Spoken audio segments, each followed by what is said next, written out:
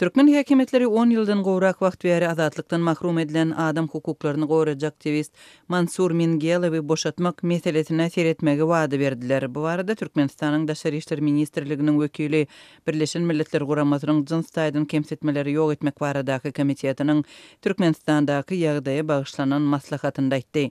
Türkmenistanda ýaşaýan buluşlaryň hukuklary ugrunda göreş alyp baran Mansur Mingelow 2010-njy ýylda ençe aýplama esasynda 22 ýyllyk azatlykdan mahrum edildi. Mingelow ketilen işe onun öze we tarapdarlary siýasy matlaply diýip adlandyrdylar. Gararsa Türkmen News näşriniň habaryna görä Mingelowyň akbaly 22-nji awgustda Birleşen Milletler Guramasynyň jins taýdan kemsetmeleri ýok etmek boýunça komitetiniň maslahatynda ýene bir gezek gozgalypdyr. Birleşen Milletler Guramasynyň wekilleri Mingelowyň boşadylmagy meselesiniň Adam Hukuklary Komiteti tarapyndan 2023-nji ýylyň mart aýyna gozgalanyny ýatladylar. Muňa jogap hökmüne Türkmenistanyň Daşary işleri ministriniň orunmasary Wefa Hajiýew bu mesele seredilýändigini we karar barada komitete habar berilejekdigini aýtdy. Diýilip maglumatdy bellenýär.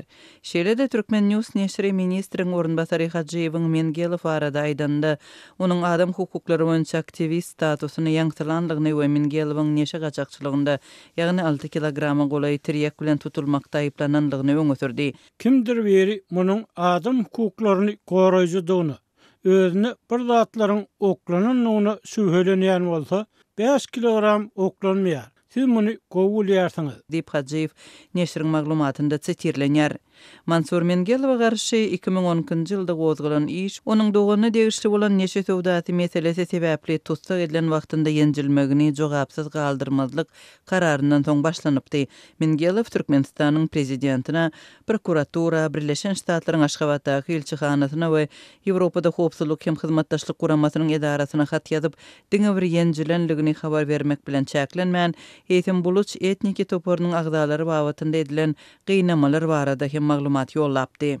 Mingelow bir näçe jenaýat aýyplamalary esasynda 22 ýyllyk azatlykdan mahrum edilende we berk düzgünlik koloniýa ýerleşdirilende özüne ýönkelen günäni ret etdi. Protest hökmünde Mingelow koloniýada açlyk eglan etdi we öz ýagdaýyna adam hukuklaryny goraýjy halkara guramalarynyň ünsüne çekdi.